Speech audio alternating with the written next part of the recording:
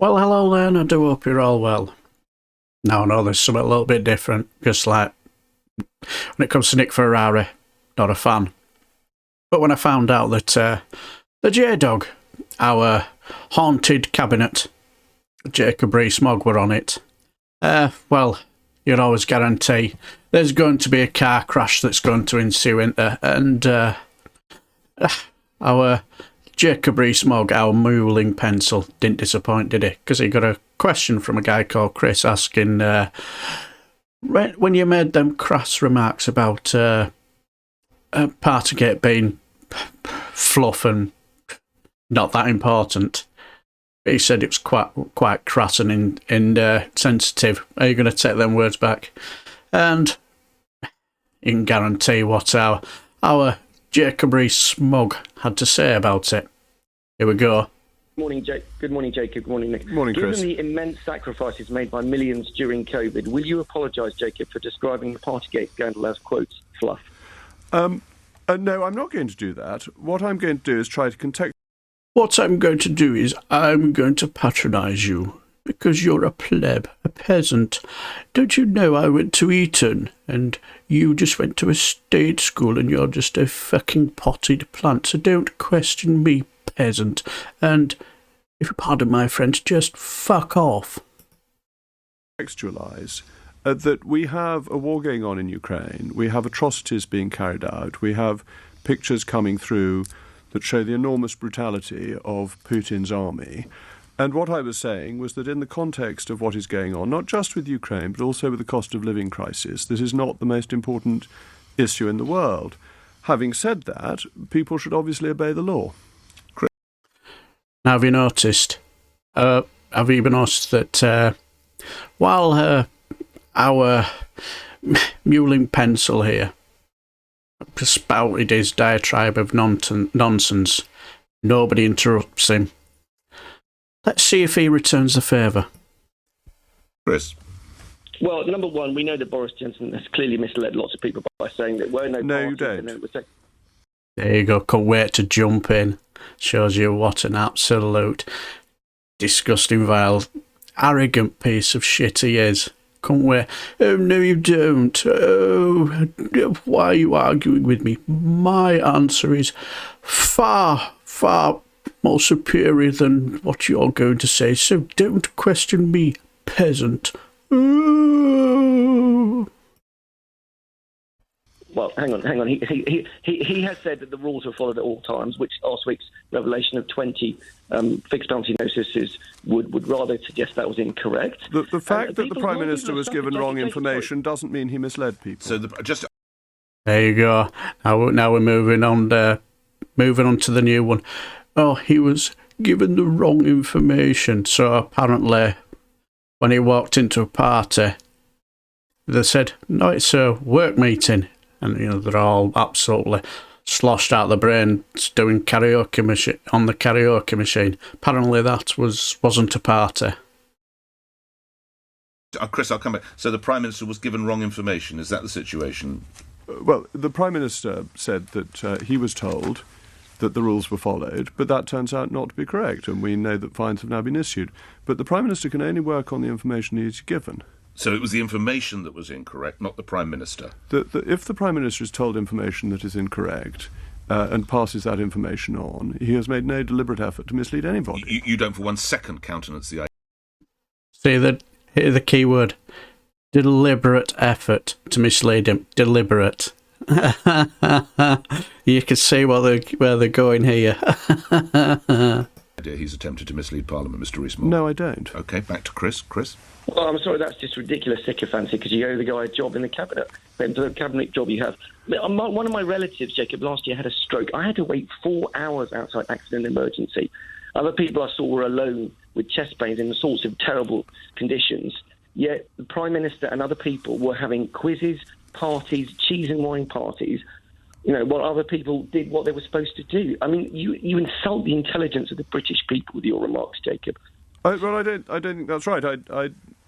Obviously, COVID was a terribly difficult time for people, and people died unaccompanied, and that is the saddest thing. And the picture of the Queen at Prince Philip's funeral will, I think, remain in all our minds. So, of course, people should have obeyed the rules.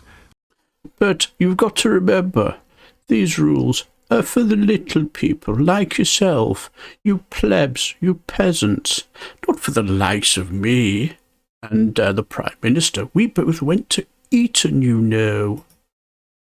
But they didn't within number 10. And some people didn't, and we now know that some fines have been issued.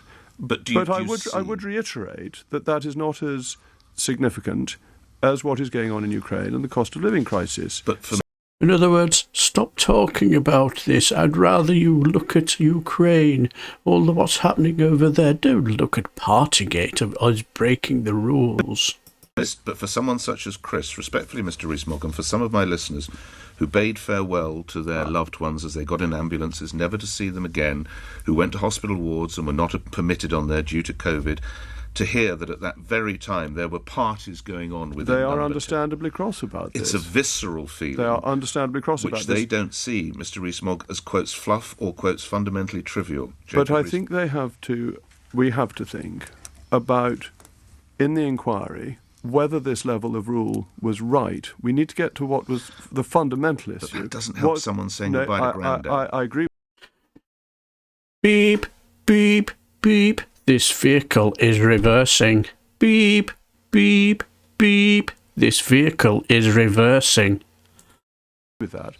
But what we should learn from this is not in relation to parties, but was it ever right to say that you weren't allowed to be with people as they were dying? And I think it's so important that the inquiry that is going to take place looks into whether the restrictions were proportionate, because actually... Yes, you know where it's going down the route now. No, the Prime Minister wasn't wrong in what he did. It was the rules that was wrong that we set out. So that's what I think that's where they're going down now. To blame the rules, not the bodge, but blame the rules. What a absolute shyster this man is. Actually, I think that you remember the picture from a funeral where an official came along and said that I think it was a son shouldn't be near. The son was taken from his mum. Yes, this was not something that should ever have happened, in my view.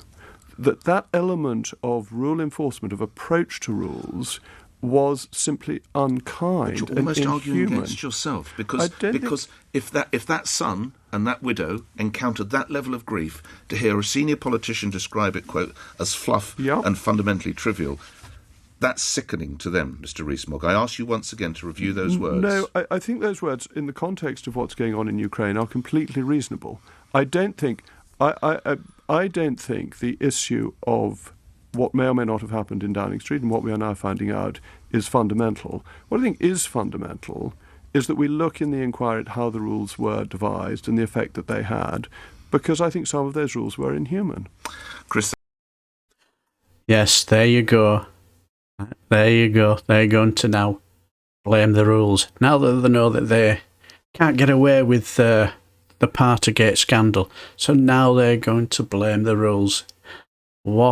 And this one thing I detest about this man. This man has this plummy accent where he can just say whatever he likes and people will just swallow it because he has a plummy accent. You see yesterday's video, guy from Bletchfield of Bletchley can't stand Keir Starmer because he's arrogant. Now, if, let's be honest, Keir Starmer had a plummy accent, no doubt Mark would have been absolutely wanking his tits off furiously because he doesn't have a plummy accent.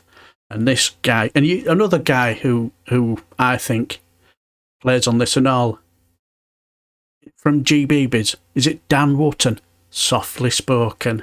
You think, oh, listen to that. And he got a lovely voice. So he's got free rein to just spout whatever shite he can come up with. And this guy, that's what they're next. And apparently, with this ridiculous notion that the rules were inhumane, well, the 10 Downing Street have actually made a statement here, absolutely shoved him right up the shyster with it, and absolutely disagreed with him. What a car crash of an interview, and what an absolute slimy little turd. Right, I shall leave the video here, and till the next time I shall bid you farewell and take care.